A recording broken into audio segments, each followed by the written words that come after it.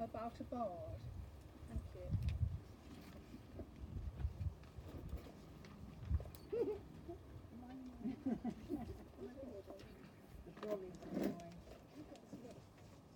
Playing with my bottom.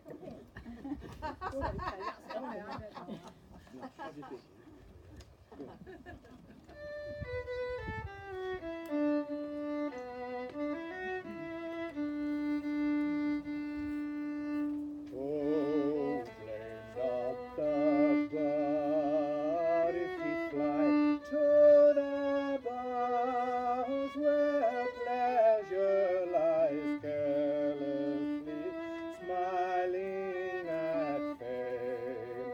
He was born for much more, and in happiest his soul might have burned with a holier flame. The string that now languishes low, so the lyre might have bent a proud bow to the warrior's dart, and the lip which now breathes but the song of desire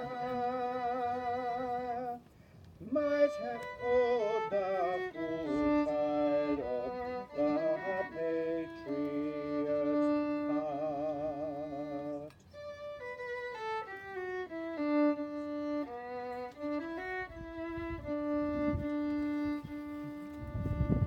But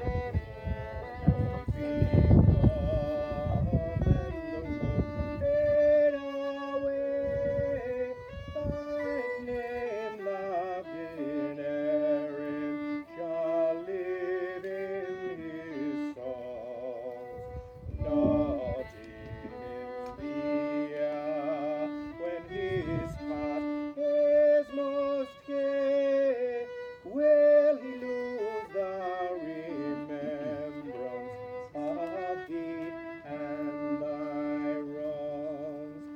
The stranger shall hear thy lament on his place, the sigh of thy harp shall be sent for the deep, till thy masters themselves, as they rivet the chains, shall pause at the song of their captive and weak.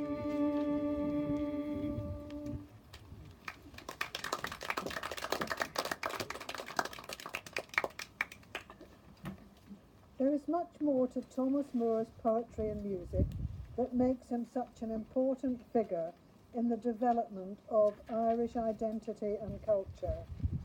Whilst listening to his wonderful verse and music this afternoon, we shall also try to weave in the historical and heritage context of his life and times. Therefore, I shall interact briefly with Thomas Moore at opportune moments. Thomas Moore's late 18th century Ireland was characterised by the rule of the majority, by the minority, by the right of conquest.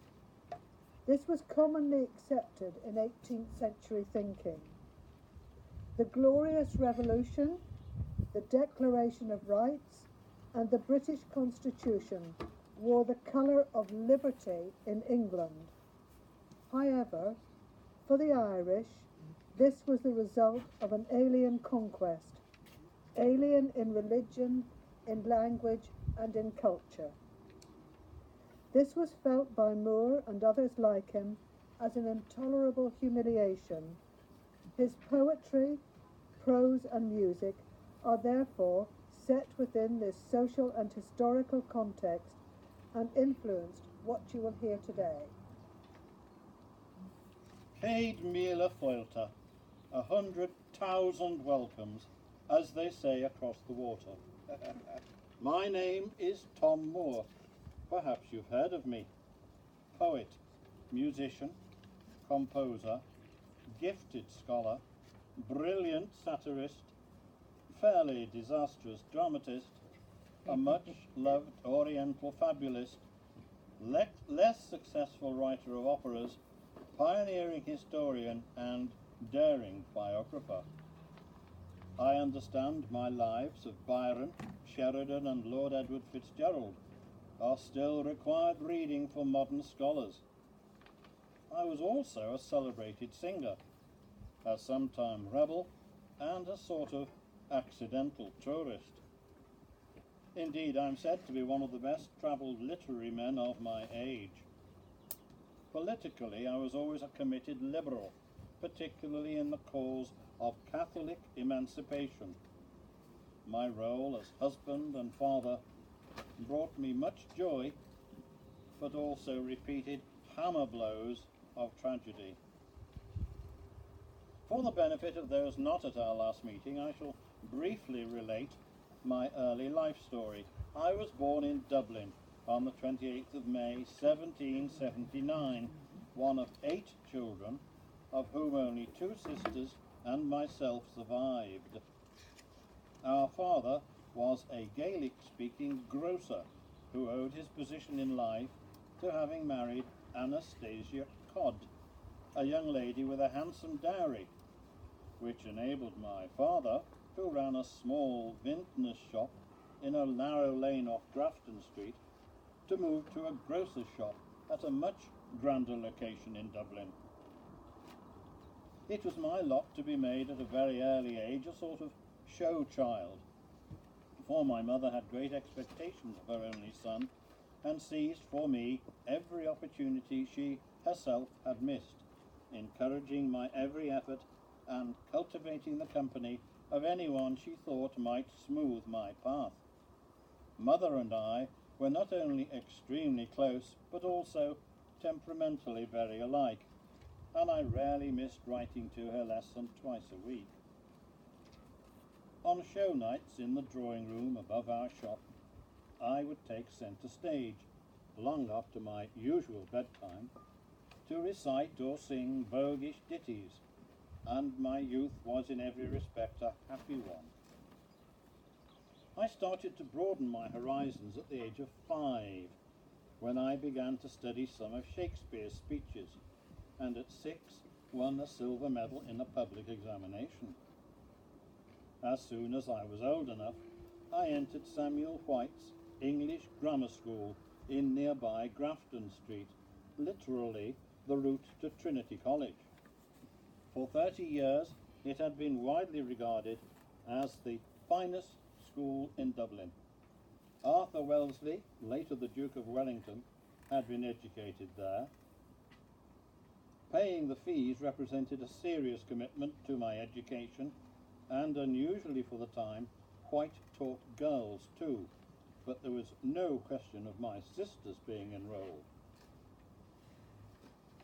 The Dublin Chronicle reported in 1790, the public examination at Mr. White's school in Grafton Street closed on the 22nd instant with an uncommon degree of splendour. Master Thomas Moore, a boy not more than 10 years old, distinguished himself in a remarkable manner and was deservedly the admiration of every auditor. To remember our school days with gratitude and pleasure is a tribute at once to the zeal and gentleness of our master, which none ever deserved more truly from his pupils than Mr. White.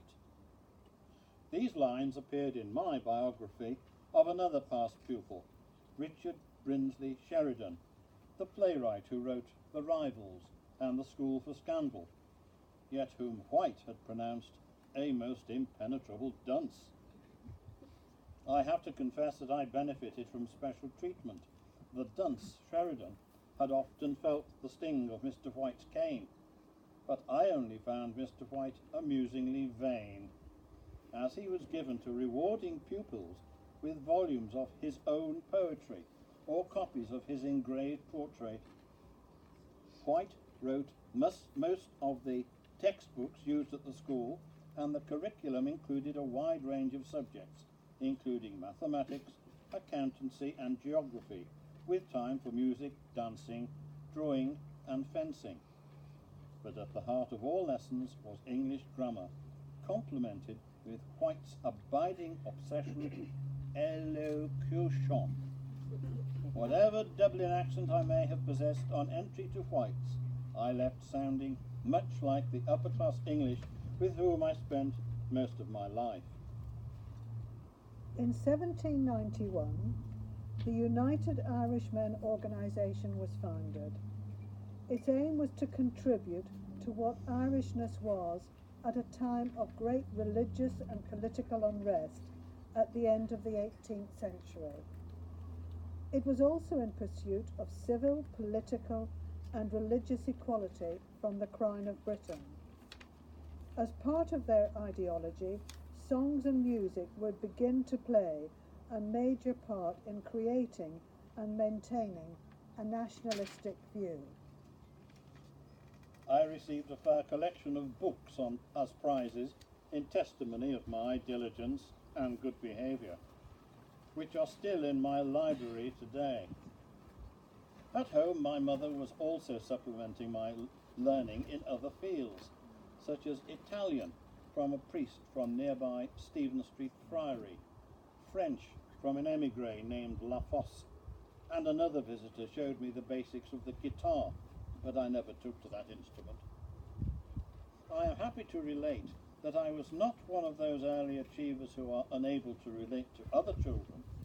I was fun-loving and popular and enjoyed roping friends into plays and recitals, and I expect, had I pursued my dream of a stage career, I might have been quite good at it.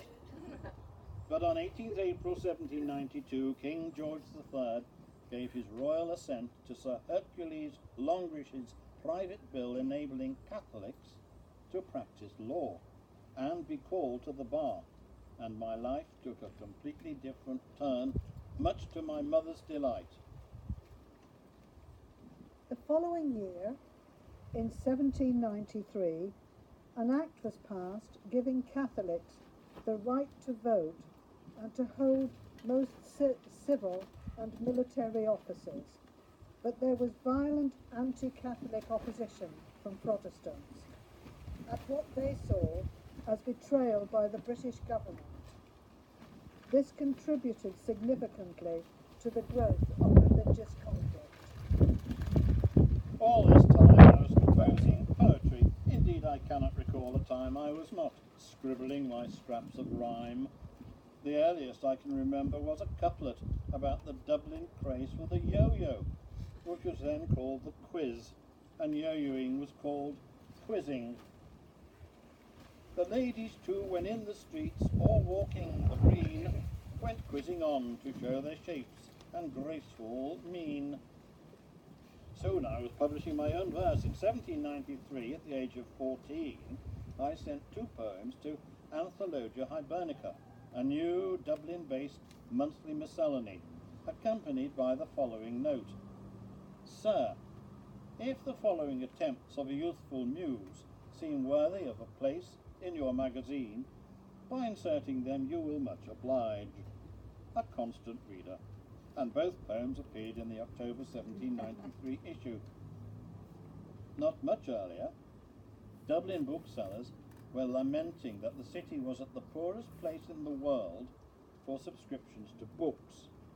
By contrast, the Anthologia Hibernica represented a new kind of striving in Irish life, an attempt to cultivate and cater for a native-born intelligentsia. As soon as the front gate of Trinity College was cracked ajar to Catholics, I was enrolled. However, I needed a thorough grounding in Latin to pass the entrance exams. My education had been far from conventional, as White disdained all dead languages, and so Mother employed a private tutor, a classicist named Donovan, who taught me more than Greek and Latin, for he infused me with a thorough and ardent passion for poor Ireland's liberties, and a deep hatred of those who were then lording over and trampling her down. Such feelings were common enough in our family circle, but few were as vociferous as Donovan, and in me he had an apt pupil, being, if I may say so, a born rebel. So with Donovan's aid I passed the entrance exams, and the show child became a Trinity man. At the age of 14 I became an undergraduate at Dublin University's Trinity College. Teaching at Trinity was conducted on a one-to-one basis, and I was particularly fortunate in being assigned to the Reverend Robert Burrows, a noted classic scholar. His high esteem among his peers was publicly acknowledged by the invitation to write the introduction to the first volume of the Royal Irish Academy's Transactions in 1787, but my friends and I were much more impressed by his authorship some years earlier of an Irish execution ballad called The Night Before Larry Was Stretched, which we'll now play for you.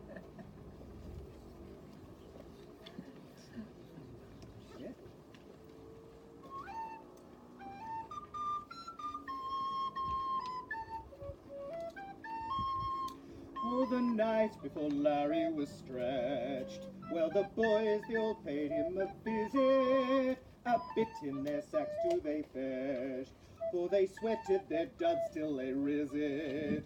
For Larry was ever the lad, when a boy he came to the squeezer, to fence all the duds that he had, for to help a poor friend to a sneezer. The boys, they came crowding in last, they drew all the stools round about him, 6 glims round his trap they placed, he could well do without them. I'm sorry, dear Larry, says I, to see you in this situation, and blister me limbs if I lie, I'd as life it had been my own station. So moving the last words he spoke, we vented our tears in a shower, myself sure that we broke, for to see him cut down like a flower. When he came to the old numbing chit, he was tucked up so neat and so pretty, the rumbler jumped off from his feet, and he died with his face to the city.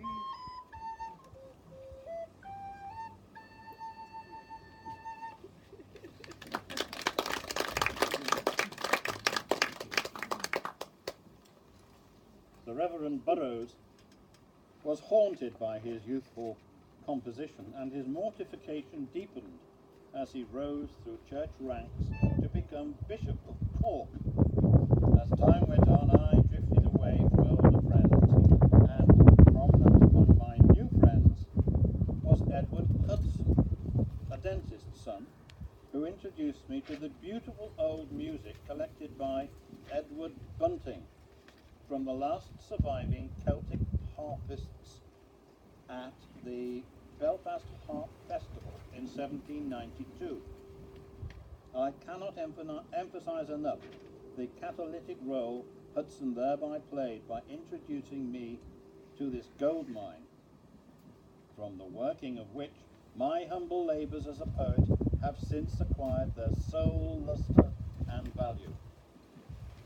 We spent hours together at my pianoforte, now trying over the sweet melodies of our country, now talking with indignant feeling of their sufferings and wrongs. Edward Hudson was also a committed member of the United Irish movement, although I knew little of it at the time. Although it is widely known that much of my music came from the Irish tradition, the story of how it all came about is nothing short of miraculous. In Ireland there had always been a legacy of ancient harp music that had been passed down from the bardic clarsach or steel-stringed harp players from generation to generation for well over 1,000 years. Sadly, by the end of the 18th century, it was becoming increasingly evident that these harpists were a dying breed, as fewer and fewer newcomers took up this specialized art form. As none of this music had ever been written down, it was in serious danger of disappearing entirely. These were itinerant musicians for the most part, like the medieval troubadours. They made a living travelling around Ireland to fairs and weddings, as well as the houses of the Irish aristocracy, performing, teaching and composing music, particularly for a bride on her wedding day. Although they always received a hearty welcome and were highly valued in the community, alas, the harpists never made much money. During the 18th century, the Irish harp rapidly became linked with nationalistic symbolism through the publications of the Volunteers and the United Irishmen, who chose it as the emblem of their revolutionary movement. After the failure of the 1798 United Irish Uprising, the political symbolism of the harp shifted to a more cultural emphasis through national verse and music. The harp is the protagonist of several of Moore's best-known Irish melodies from 1808 to 1834. For example, The Harp That Once Through Tara's Halls, The Origin of the Harp, and Dear Harp of My Country. In 1792, Edward Bunting, aged 19, was engaged to transcribe music from these traditional harpists at the Belfast Harp Festival. The festival was an attempt to revive and preserve the harp, but the popularity of this ancient instrument continued to decline. In 1792, the 1792 festival attracted 11 harpists in all. Edward Bunting was inspired by two in particular, Dennis O'Hampsey and Arthur O'Neill. Now, Dennis O'Hampsey lived in 3 centuries, as he was born in 1695 and died in 1807, which in itself is invaluable to the collection of this music. At the age of 12, although he was blind, he began to learn the harp from Bridget O'Kane, who gave him a collection of ancient harp music she had inherited from her great-grandfather, the composer Rory Dahl O'Kane, about whom more in just a moment. At the age of 86, Dennis O'Hampsey married a woman from Inishowen. I cannot tell, said he, if it was not the devil who buckled us together, she being lame and me blind. They had one daughter. He was 86. The other harpist of note was Arthur O'Neill, born in County Tyrone around 1737. Although he too was blind, he said that in his youth he had restrung and played the harp of Brian Boru, then owned by Councillor McNamara, the recorder of Limerick. Now, Brian Boru was king of all Ireland in the year 1000. Legend has it that Brian Boru played this harp before the great Battle of Clontarf in 1014. Well, Arthur O'Neill claimed that after he had restrung Brian Boru's ancient harp, he had played it at Trinity College and then through the streets of Limerick City, and was followed by a procession of upwards of 500 people, both gentle and simple. They seemed to be everyone imbibed with the national spirit when they heard it was the instrument that our celebrated Irish monarch played upon before he routed the Danes at Clontarf out of Port Erin. The Lord be merciful to you, Brian Boru. I hope in God I will tune your harp again in your presence in heaven. Brian Boru's March.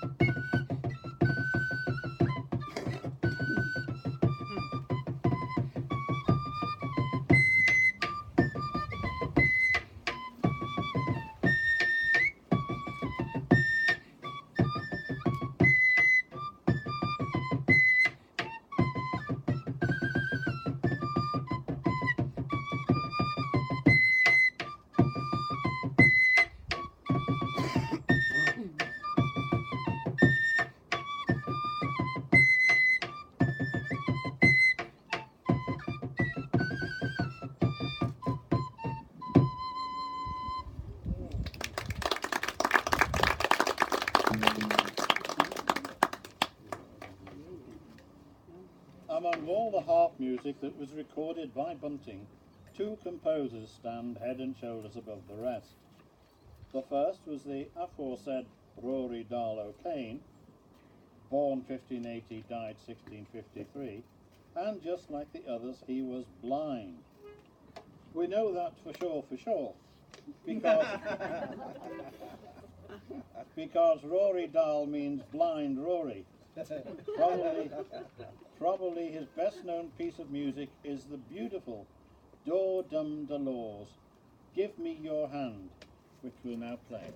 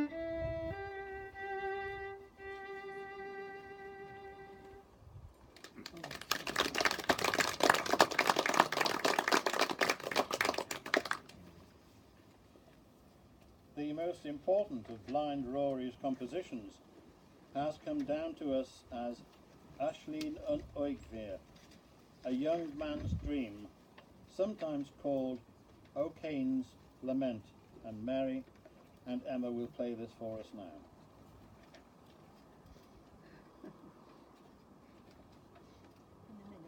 In a minute.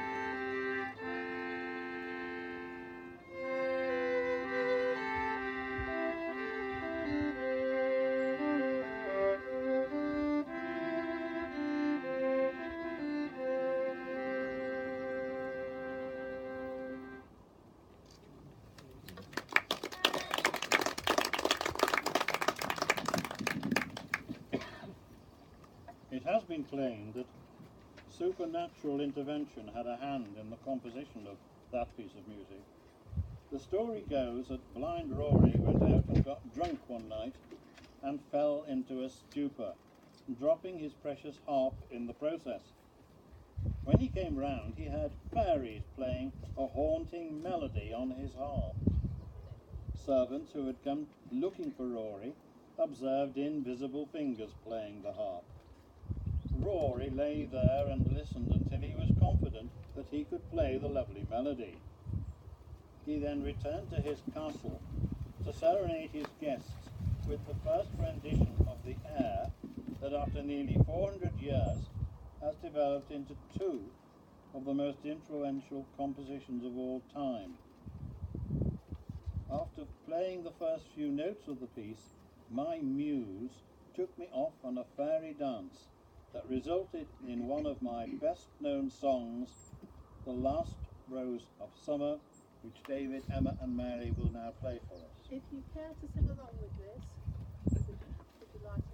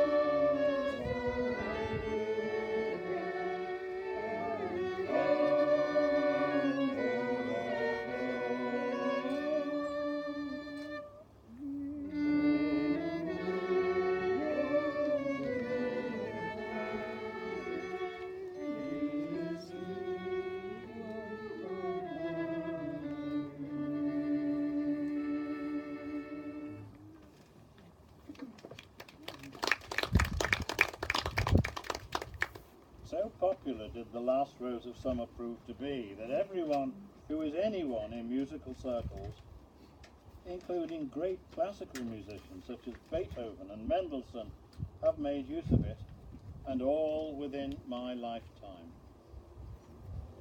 Then there was, as a beam o'er the face of the waters may glow. This I put to Rory's melody with no alterations.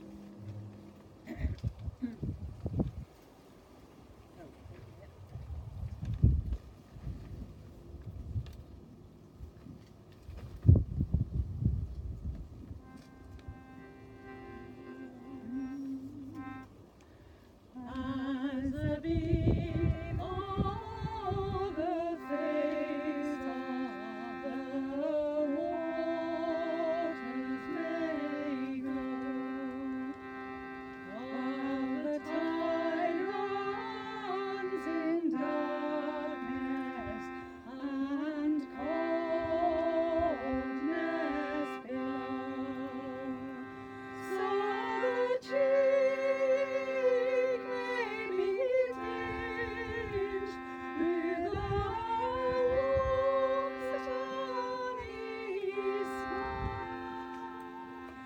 though the cold heart do rule and darkly around. Oh, this thought in the midst of enjoyment will stay, like the leafless branch in the summer's bright ray.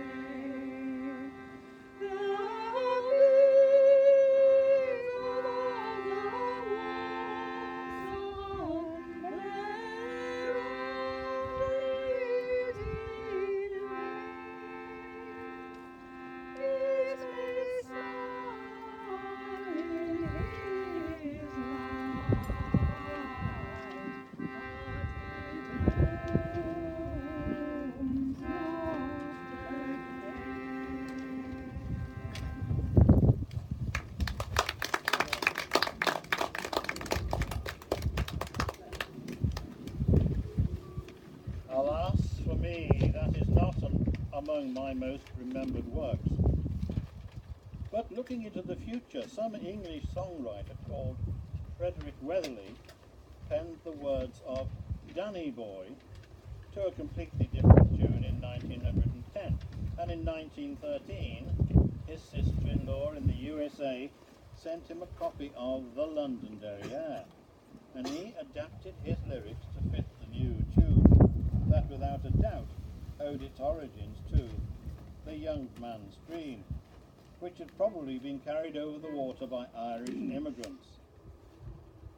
Although not so favoured by classical musicians, it continues to be enormously popular, and the tune has been used for hymns such as I Would Be True, He Looked Beyond My Fault, I Love Thee So, My Own Dear Land, O Loving God, and I Cannot Tell. The musicians would love you to join in the second verse of I Cannot Tell.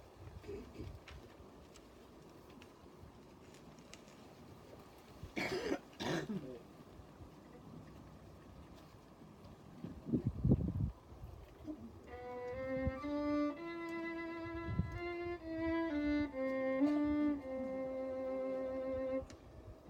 cannot tell how he whom angels worship should stoop to love the peoples of the earth. For a shepherd he should seek the one with his mysterious promise of new birth.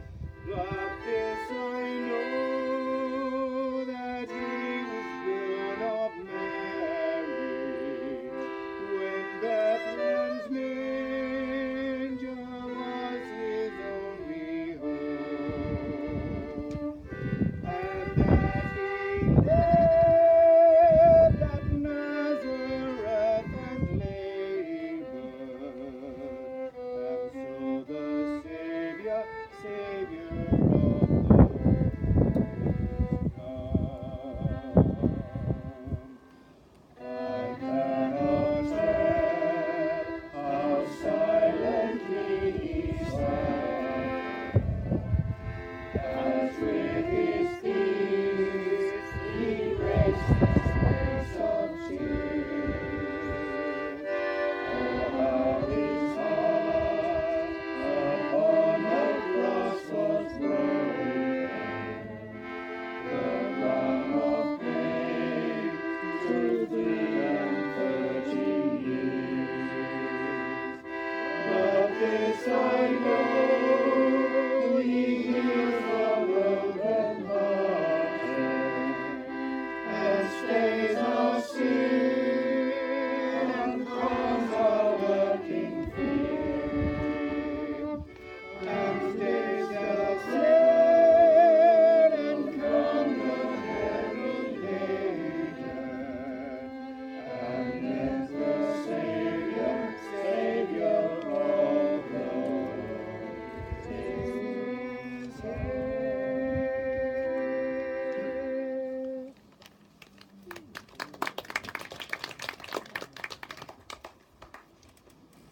The second composer, Turlough O'Carolan, who lived from 1670 to 1738, is considered by many to be Ireland's national composer, even though he, too, was blind.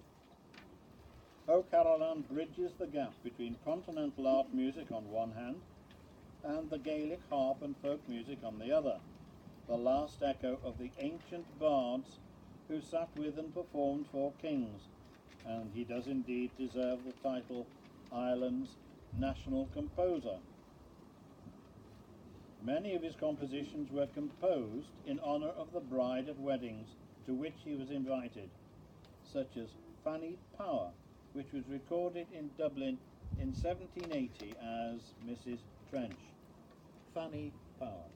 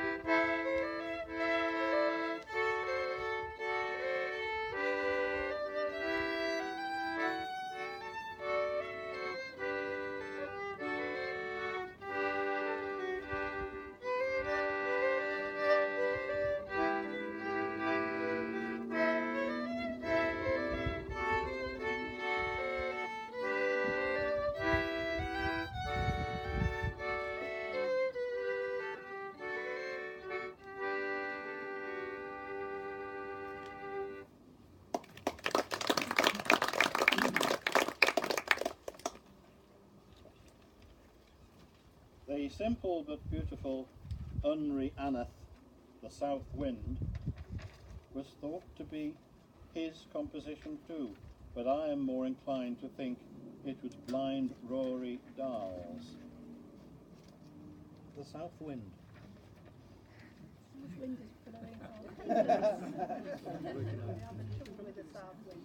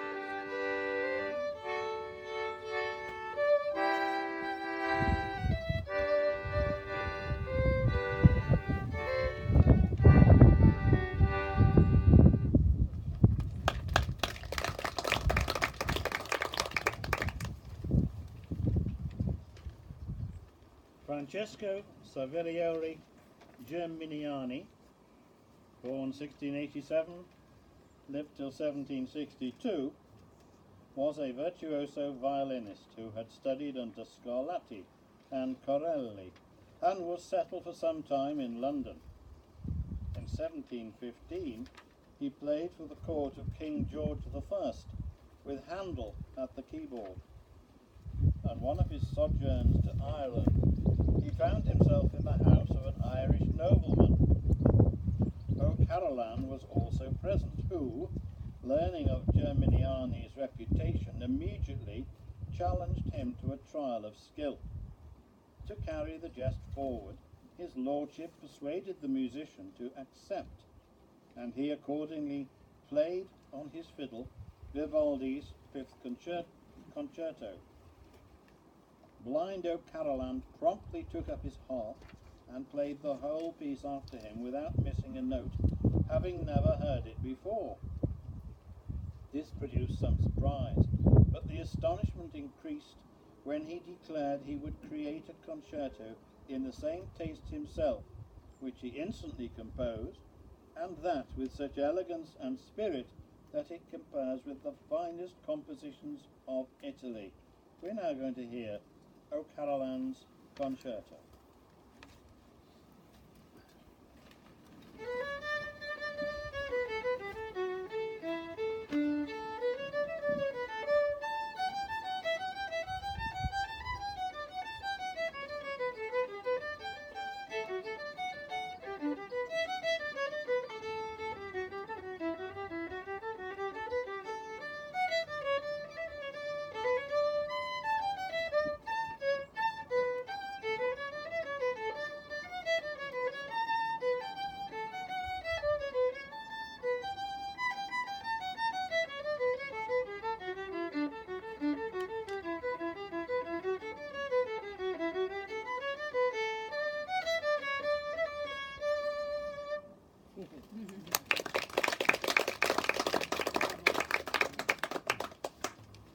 That was superb. To return to my own concerns, I must confess that the Irish Rebellion of 1798 haunts me still. I lost many close friends and my youthful naivety that year because of my thoughtless call to arms, and the fact I was ill in bed on May the 23rd when it all kicked off. I shall never forgive myself. Here, Moore is thinking about some rebel rising articles he had written and published in late 1797. In one he urged his fellow students to show these ministerial minions that Ireland has sons untutored in the school of corruption, who love her liberties, and in a crisis will die for them. O children of Erin, you're robbed. Why not rise from your slumber of death? Why not assert her loved cause, and strike off her chains and your own, and hail her to freedom and peace? The next 4 months saw probably the most concentrated period of bloodshed in Irish history. The rebellion broke on the outskirts of Dublin and in the neighbouring counties of Wicklow and Meath. Facing little in the way of organised resistance, government troops quickly and brutally secured the city. A curfew was imposed, houses burned, and bodies of rebel dead were draped on bridges over the Liffey as warnings. With rebel leaders absent, captured or already executed, there was little in the way of a nationwide rising. The original ideals of the United Irish Society became instead bands of pikemen who followed local men, often to address neighbourhood grievances. This was particularly strong in Mother's home county of Wexford, where certain place names such as Scullabogue, Vinegar Hill and Boulavogue would loom long in popular memory. Boulavogue.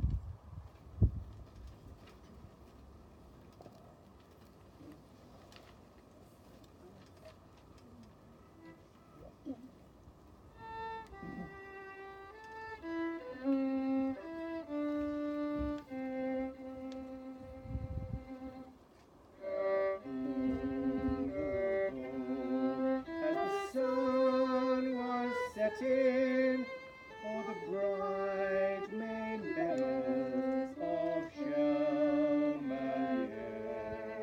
a rebel band set the heather blazing and brought the neighbours from far and near. Then Father Murphy from old Kilcormac spurred up the rocks with a warning cry. Armagh, right,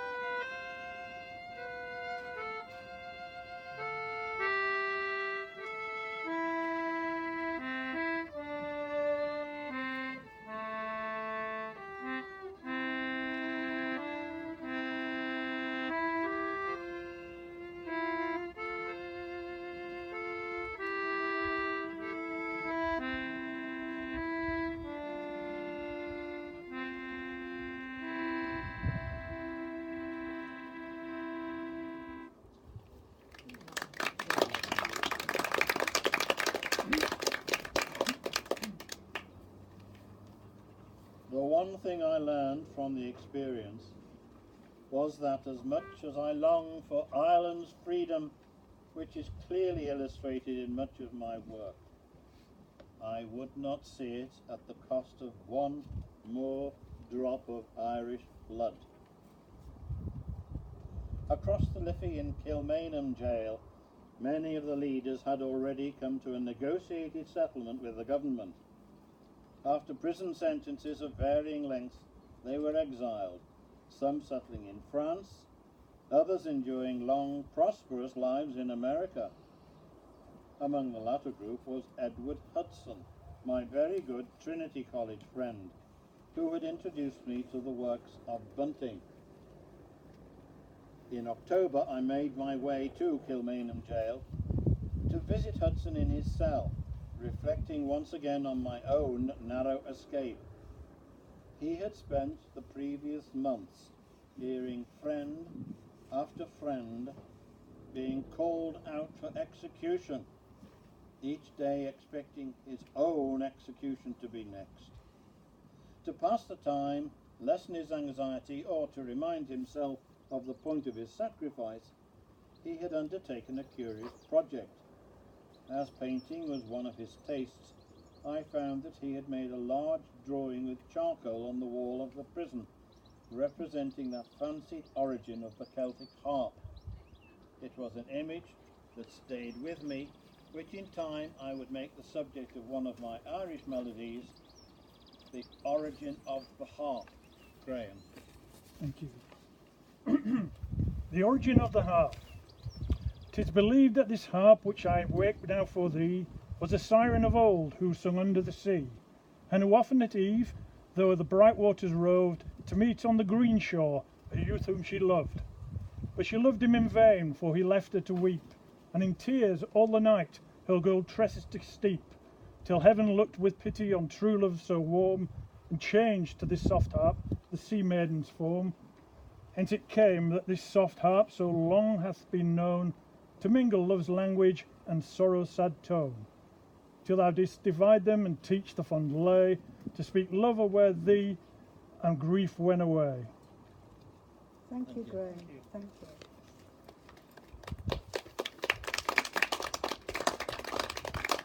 At this, I think it's fine. no, you can. Linda's going to tell us. Right. At this point in time, we're going to stop for an interval, and there's tea and lovely cakes, and we'd like you all to make your way over here, and Fran and Pat will be serving, so help yourselves, there's plenty for everybody, so enjoy. Thank you very much. Also, if anybody wants another glass of Prosecco, bring their glass over. Oh yes, do.